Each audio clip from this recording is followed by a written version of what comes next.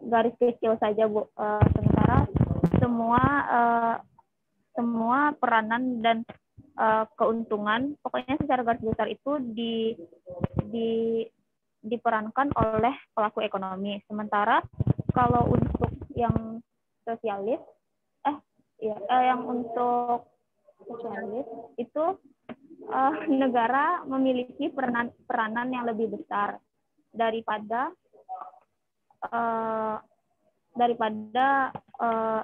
pelaku ekonomi itu sendiri. Jadi negara mengatur secara lingkupan yang paling besar daripada pelaku ekonominya itu, Bu. Kalau misalnya Indonesia itu menganut sistem ekonomi campuran, yaitu antara sosialis dan liberal, yaitu di mana adanya keseimbangan di antara peraturan negara dan juga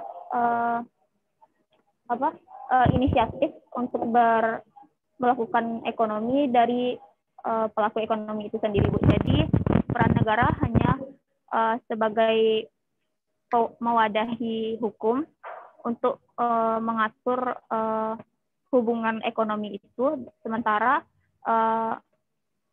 pelaku ekonomi diberikan kebebasan dalam melaksanakan sistem ekonominya itu, Bu. Jadi kalau di yang campuran itu dia seimbang antara negara dengan pelaku ekonominya, Bu. Kalau menurut Adia kayak gitu, Bu. Oke, Adia, thank you so much for your opinion. Saya mau nanya sama siapa ya? Faruk Sebastian ada? Ada, Bu. Ya, Bu. Apa yang mendeterminasi kapitalis, apa yang mendeterminasi sosialis? Menurut Anda Indonesia itu masuk ke dalam sistem yang mana? Baik, Bu. Untuk sistem ekonomi sosialis, itu sistem yang masyarakatnya memiliki kesetaraan, Bu, dalam kepemilikan faktor-faktor produksi. Terus untuk kelebihannya, Bu, sistem ekonomi sosialis ini, yang pertama, di bawah sistem ini para pekerja tidak mengalami eksploitasi, Bu. Hal ini dapat terjadi karena mereka akan mendapatkan hasil sesuai dengan apa yang mereka upayakan. Yang kedua, dikarenakan kontrol negara yang kuat, Bu. Pengelolaan sumber daya alam bisa dilakukan dengan lebih bijak. Namun di sisi lain ada pula kekurangannya, Bu. Salah satunya karena peran negara yang terlalu besar juga berbahaya bagi masyarakat jika pemimpin yang terpilih ternyata menyalahgunakan kekuasaan, Bu. Kemudian sistem ekonomi kapitalis. Sistem ini memiliki kaitan erat dengan pasar bebas, permintaan penawaran, tarif, dan banyak lainnya, Bu. Contoh-contoh negara yang menerapkan sistem ini seperti Singapura, Swiss, Hong Kong, dan lain-lain. Kelebihan dari sistem kapitalis, yang pertama, Bu, efek dari keinginan untuk meningkatkan kualitas adalah adanya inovasi yang terjadi terus-menerus. Namun ada pula kekurangannya dari sistem ini, karena demi mengajar pertumbuhan, seringkali kapitalisme menihilkan beberapa akibat dari kegiatan produksinya. Salah satunya adalah kerusakan lingkungan.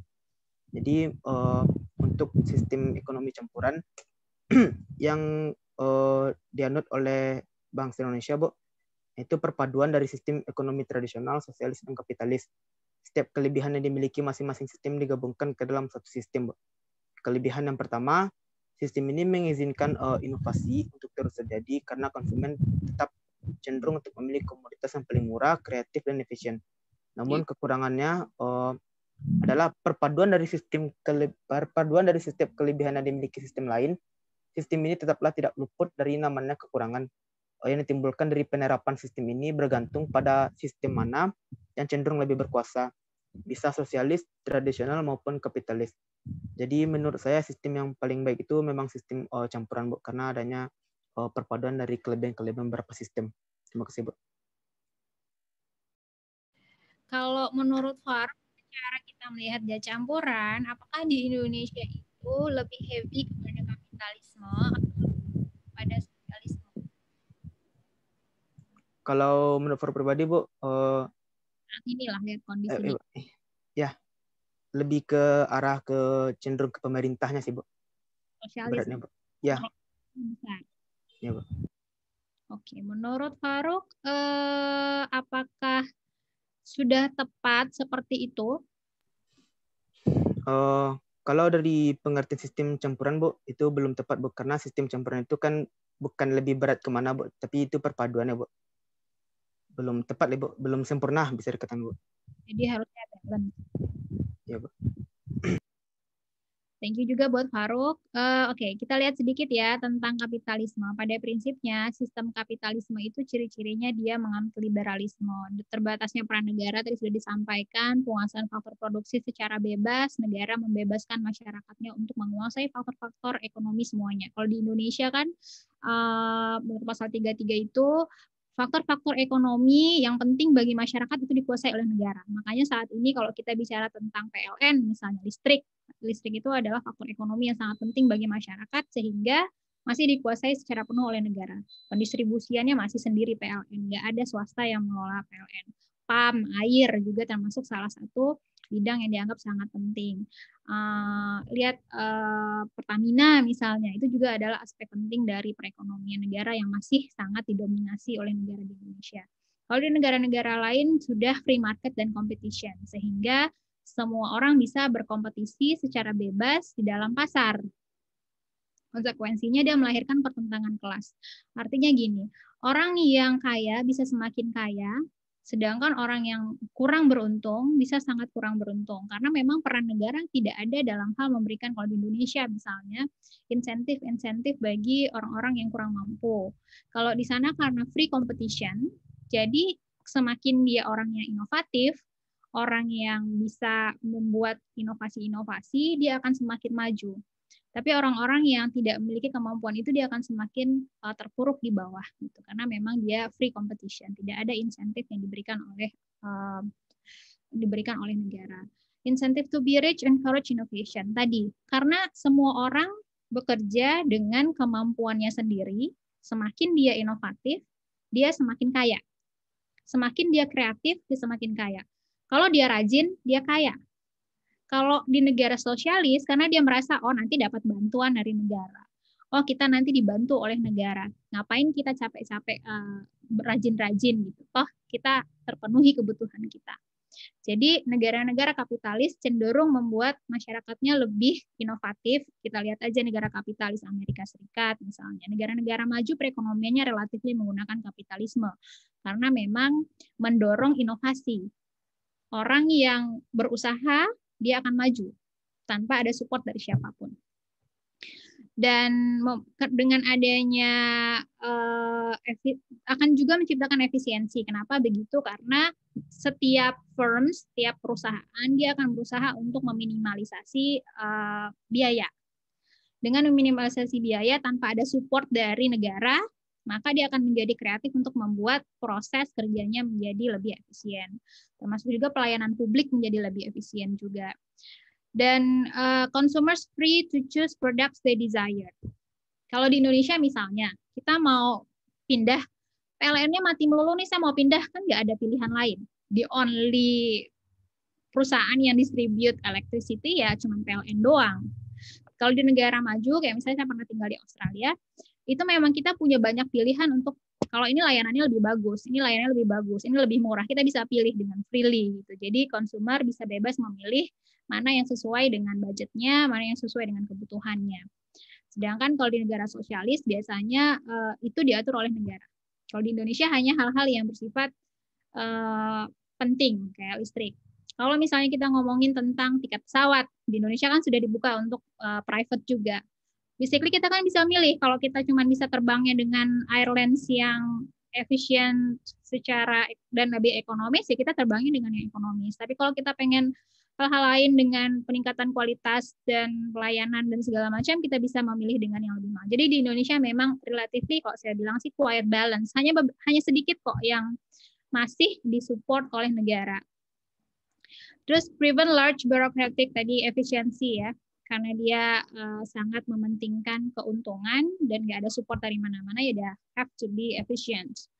Better than alternatives, kalau katanya sih kapitalisme itu lebih baik daripada sosialis. Buktikan aja negara, ini katanya orang kapitalis ya, buktikan aja negara-negara kapitalis kan perekonomiannya jauh lebih baik, gitu.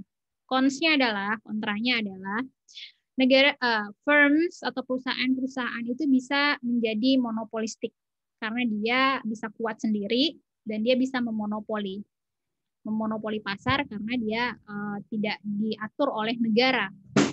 Kemudian externalities can damage the environment, tadi sudah disampaikan juga, karena setiap kebijakan private itu tidak terlalu banyak dipengaruhi oleh kebijakan publik atau negara, maka kadang-kadang ada tendensi menyampingkan environment atau lingkungan.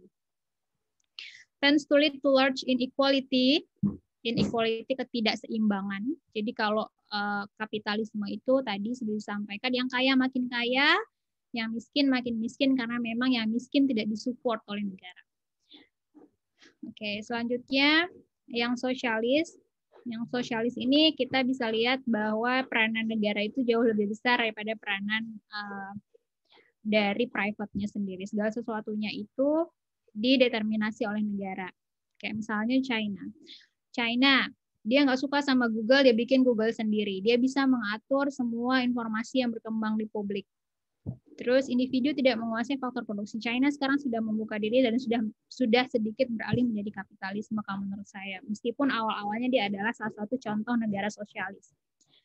Dan kemudian pengaturan terhadap harga pasar. Jadi kalau misalnya harga beras terlalu mahal nih, kita tetapkan harga harus segini. Gitu. Jadi pengaruh dari negara sangat tinggi.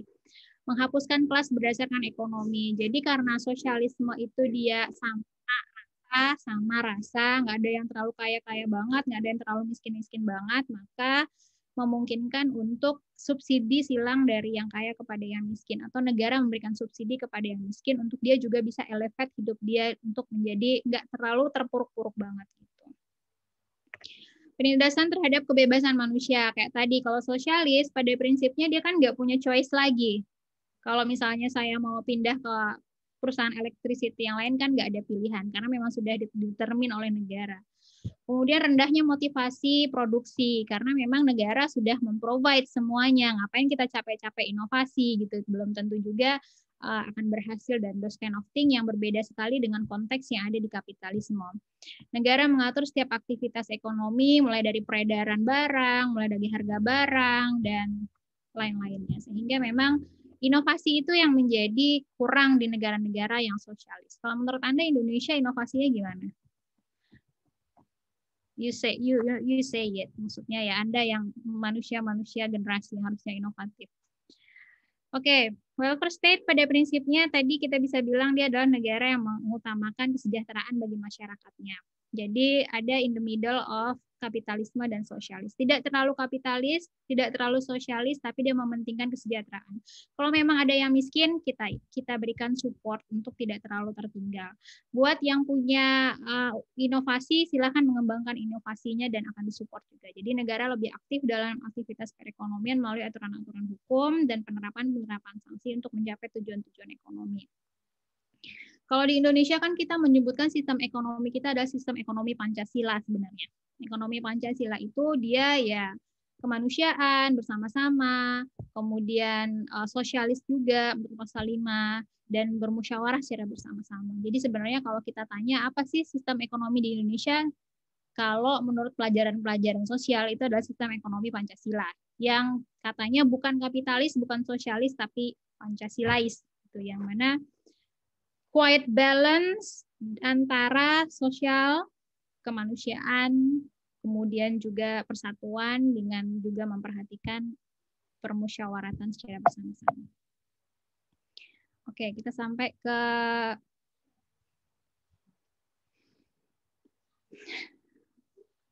namun dalam perkembangannya kan saat ini di Indonesia, di dunia itu sudah berkembang semakin global.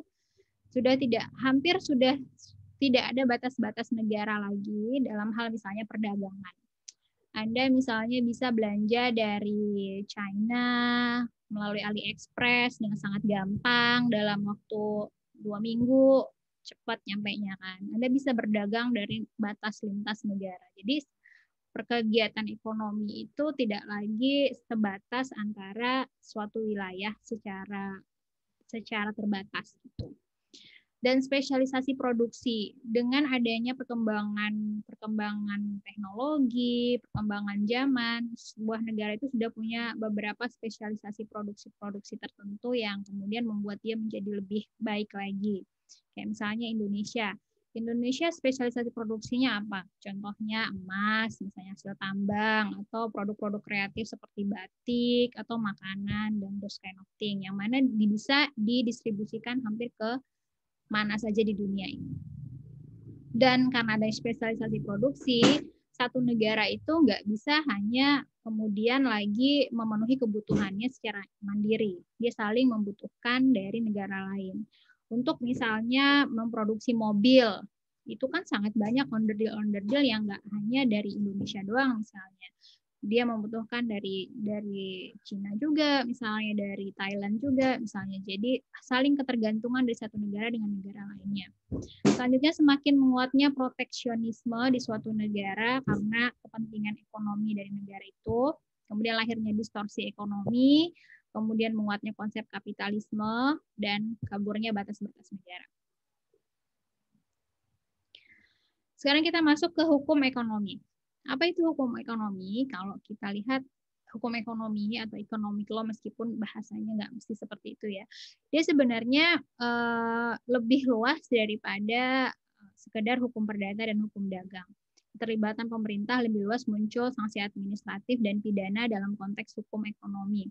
Kalau perdata, kan sanksinya adalah sanksi perdata. Perdata itu kan berangkat dari perjanjian satu orang dan dua orang, yang mana satu atau para pihak, yang mana kalau salah satu pihak melakukan one prestasi, maka sanksinya adalah sanksi perdata, bisa berbentuk ganti kerugian dan segala macam. Economic law, dia nggak hanya berbicara sebatas perjanjian satu atau dua orang, tapi dia membahas tentang kegiatan ekonomi di suatu negara, yang mana sanksinya bisa juga sanksi perdata, sanksinya bisa juga sanksi administratif, sanksinya juga bisa berbentuk sanksi pidana.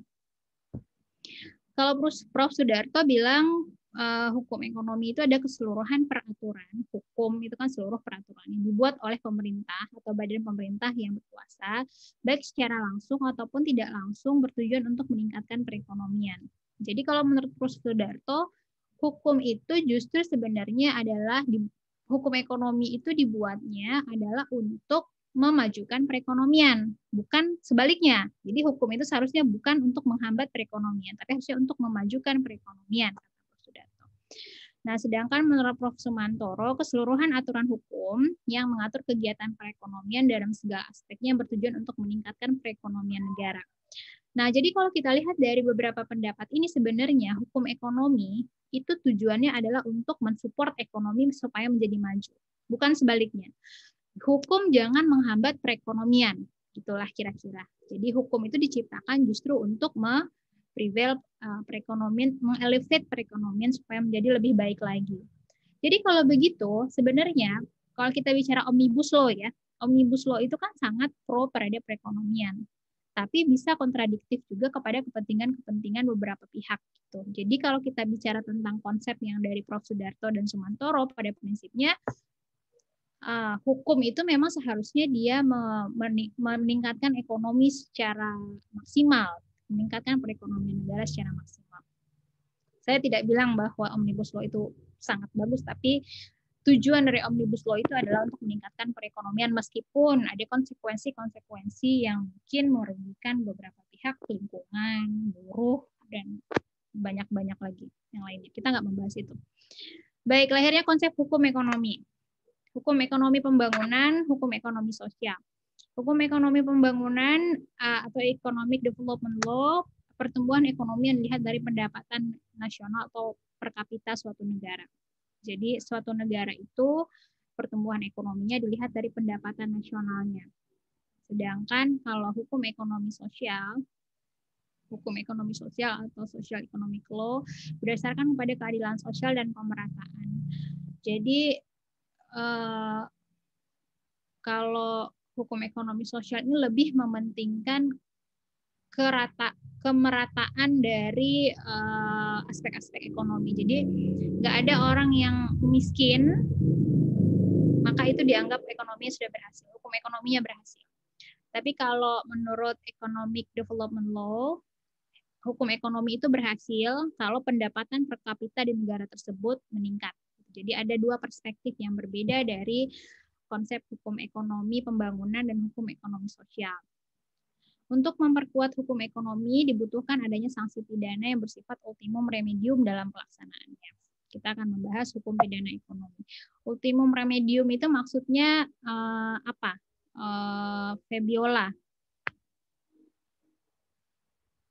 Fabiola ada? Ada, Bu. Fabiola, apa maksudnya hukum sanksi pidana itu bersifat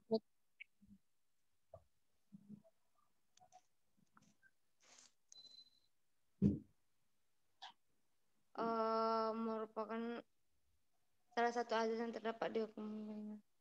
Hukum pidana hendaklah dijadikan upaya terakhir dalam penegakan hukum, Bu. maksudnya?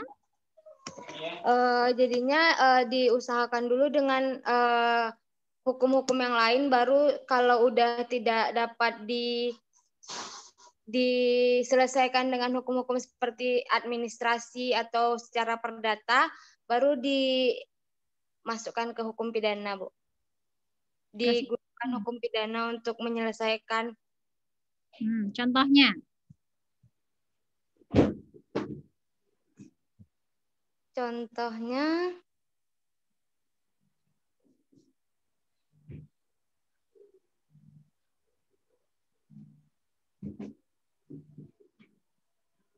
apa sebuah penyimpangan dalam masyarakat yang kemudian nggak mesti sanksi pidana loh, bisa loh diatasi dengan sanksi administratif gitu misalnya.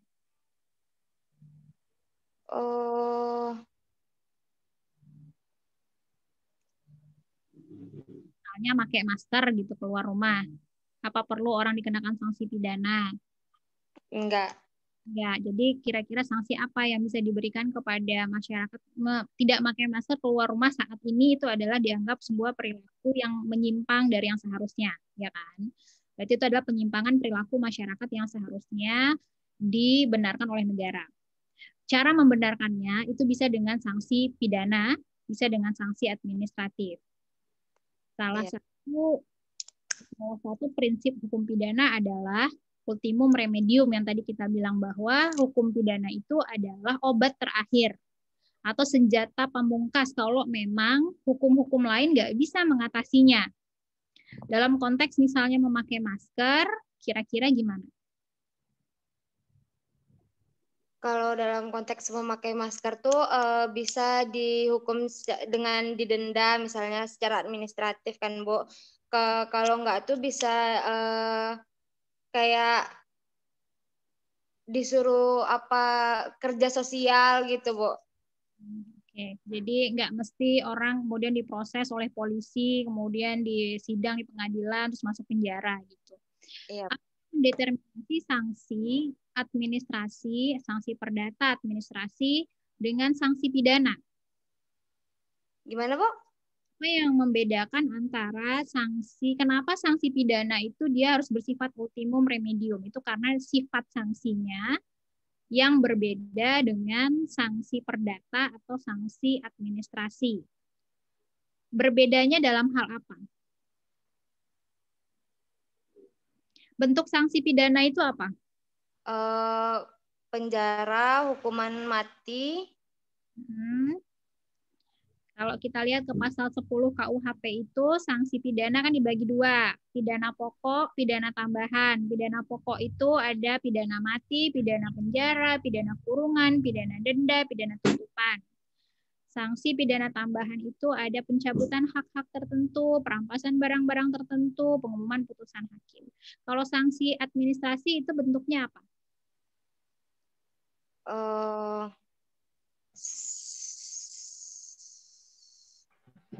Diberikan peringatan. Kedua, peringatan ketiga, pencabutan KTP gitu misalnya. Nggak boleh ikut ujian kalau nggak bayar uang kuliah, misalnya. Itu kan sanksi administratif. Berbeda dengan sanksi pidana yang lebih berat. Kan pidana itu diartikan sebagai kenestapaan, penderitaan yang diberikan oleh negara. Jadi sanksinya itu sebenarnya jauh lebih berat dibandingkan dengan sanksi perdata atau administrasi. Fabiola lebih memilih masuk penjara atau dapat peringatan. Dapat peringatan, Bu. Kan? Jadi itulah kenapa hukum pidana itu digunakan sebagai ultimum remedium, sebagai obat terakhir. Karena sanksi pidana itu sangat berat. Sekali orang pernah masuk penjara seumur hidup, dia akan dianggap sebagai mantan kriminal. Gitu. Jadi stigmatisasi dari sanksi pidana itu sangat berat bagi seseorang. Jadi bukan hanya konsekuensi dia kehilangan kemerdekaan selama 1 bulan atau 2 bulan atau 1 tahun atau 5 tahun, tidak hanya sekedar itu. Dia keluar dari penjara, stigma masyarakat terhadap mantan kriminal itu pun tetap melekat pada dirinya, pada keluarganya. Misalnya, seseorang yang pernah membunuh masuk penjara, anaknya anak mantan narapidana, anak pembunuh gitu. Itu melekat nggak hanya pada dirinya, tapi pada semua orang.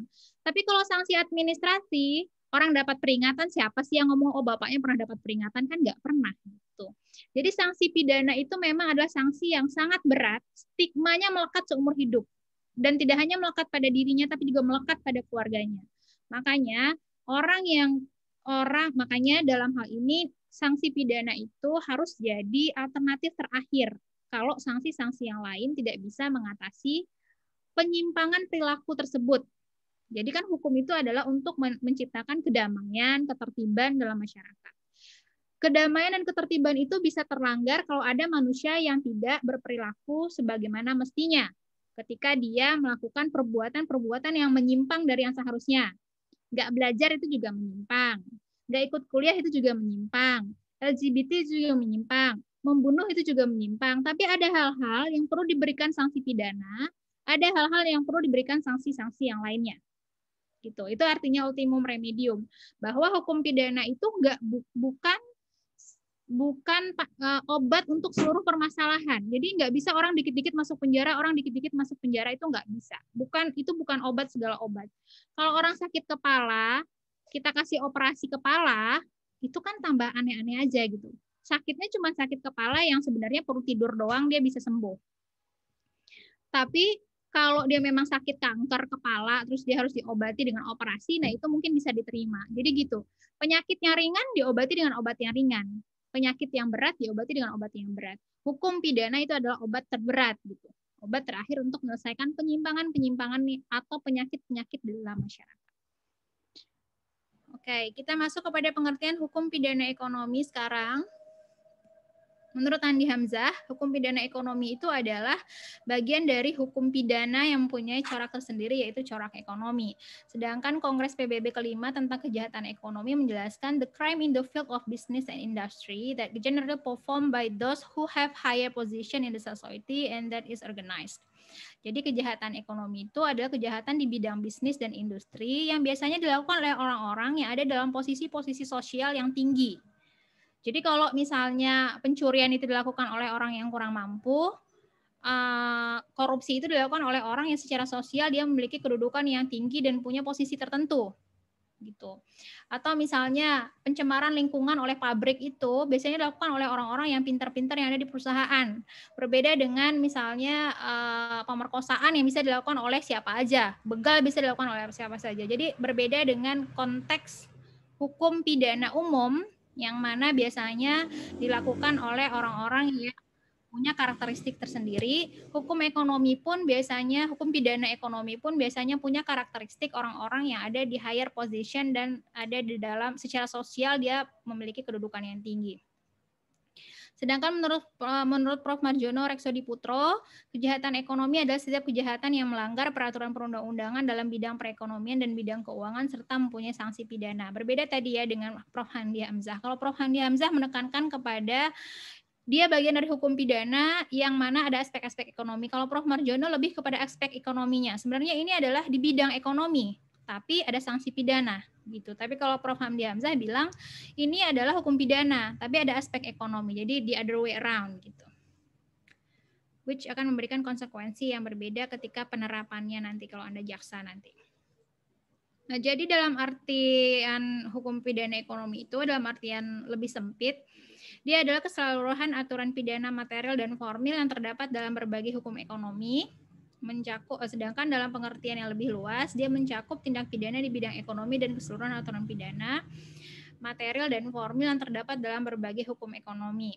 Jadi kalau menurut dalam artian yang luas, dia itu adalah semua tindak pidana yang di bidang ekonomi. Sedangkan kalau dalam artian yang sempit, dia adalah hukum pidana yang terdapat dalam hukum ekonomi, the other way around. Konsepnya itu bisa economic crime, bisa disebutnya economic crime, ada business crime, ada crime as business, abuse of economic power.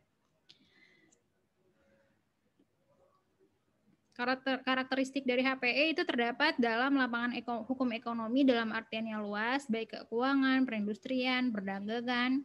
Kemudian dia memuat penyimpangan-penyimpangan dari hukum pidana umum, baik dari segi material maupun dari segi formilnya.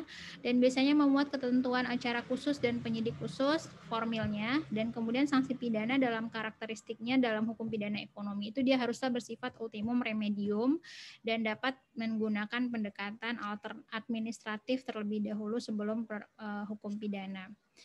Dan karakteristik berikutnya biasanya korbannya bersifat massal, tidak bersifat individu, kayak misalnya pencemaran lingkungan, itu kan dia bersifatnya korbannya massal, tidak individu.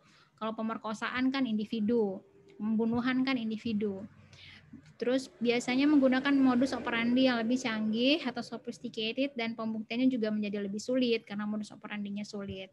Kayak misalnya pencemaran lingkungan, kan nggak sesimpel menjelaskan tentang pemerkosaan yang pelakunya si A ada di sebuah tempat, kemudian ya nggak terlalu sulit. Kalau untuk pencemaran lingkungan misalnya, untuk pencucian uang misalnya, tindak pidana perbankan itu kan butuh keahlian khusus untuk bisa kemudian membuktikan kesalahan tersebut. Dan biasanya dilakukan secara terorganisasi dalam pengertian biasanya dalam bentuk korporasi, dilakukan melalui korporasi tertentu. Nah, dalam hal model pengaturan hukum pidana ekonomi, bisa dia adalah undang-undang administrasi yang kemudian dimasukkan sanksi pidana ke dalamnya. Ini yang sebagaimana dijelaskan dalam pengertian yang lebih luas tadi. Jadi sebenarnya semua peraturan-peraturan ekonomi bisa aja diinsert sanksi pidana ke dalamnya. Dia menjadi hukum pidana ekonomi. Namun ada juga yang sebenarnya dia ada dalam undang-undang pidana. Dalam undang-undang pidana contohnya tindak pidana pencucian uang. Itu kan dia adalah the whole prosesnya adalah hukum pidana. Nggak ngomongin tentang proses administratif. Atau tindak pidana perdagangan orang. Itu kan adalah sanksi, adalah undang-undang pidana. Berbeda dengan undang-undang perbankan misalnya. Undang-undang perbankan itu mengatur tentang kegiatan di perbankan. Jadi tidak hanya sanksi pidana yang disebutkan di dalam undang-undang perbankan. Dia menyebutkan kegiatan-kegiatan perbankan, namun ada beberapa penyimpangan-penyimpangan di perbankan yang dikenakan sanksi pidana. Tapi dia undang-undangnya adalah undang-undang administratif, undang-undang administratif perbankan. Undang-undang pasar modal juga seperti itu. Pada prinsipnya mengatur kegiatan pasar modal. Namun ada beberapa perbuatan-perbuatan di pasar modal yang bisa dikenakan sanksi pidana. Tapi kebanyakan adalah sanksi administratif. Misalnya melakukan penggorengan saham, bisa sanksinya bisa sanksi administratif dulu, bisa juga sanksi pidana. Perpajakan juga gitu. Pada prinsipnya perpajakan itu kan tujuannya adalah untuk mendapatkan keuangan negara. Pajak itu kan tujuannya untuk memenuhi kebutuhan negara. Dan undang-undang tersebut tidak hukum pidana yang diatur di dalamnya, tapi bagaimana wajib pajak itu membayar pajak. Kalau misalnya pendapatan Anda sekian, Anda harus bayar pajak sekian. Kalau ini pendapatan usaha, pendapatannya sekian. Jadi pada prinsipnya itu adalah undang-undang administratif. Tapi kalau ada penyimpangan-penyimpangan bisa dikenakan sanksi pidana. Jadi dia lebih heavy pada administrasinya, namun ada beberapa perbuatan yang diinsertkan penyimpangannya dengan sanksi pidana. Berbeda dengan pencucian uang atau perdagangan orang, itu memang adalah hukum pidana semua di situ. Semuanya dilarang melakukan perdagangan orang yang mengakibatkan perbudakan, memindahkan, menempatkan, menampung. Semua perbuatannya adalah perbuatan yang dilarang. Jadi dia adalah undang-undang pidana. Oke, ini udah zuhur di tempat saya, hukum pidana khusus. Mungkin sampai di sini dulu ya perkuliahan kita hari ini ya. Untuk hukum pidana khususnya kita lanjutkan 2 minggu lagi. Minggu depan saya kasih tugas dulu. Mungkin masih membahas hukum pidana khusus. Saya kasih tugas, nanti kita diskusi minggu depannya. Oke. Sampai di sini ada pertanyaan terkait dengan hukum pidana ekonomi. Kalau nggak ada pertanyaan, saya tutup pertemuan kita hari ini dengan mengucapkan hamdalah, alhamdulillahirabbil alamin. Semoga apa yang kita lakukan hari ini menjadi amal ibadah bagi kita semua, bermanfaat juga bagi Anda maupun bagi saya. Baik, saya tutup. Assalamualaikum warahmatullahi wabarakatuh. Waalaikumsalam warahmatullahi wabarakatuh. Terima kasih, Bu. Terima kasih, Bu. Terima kasih, Bu. Yuk, sama-sama.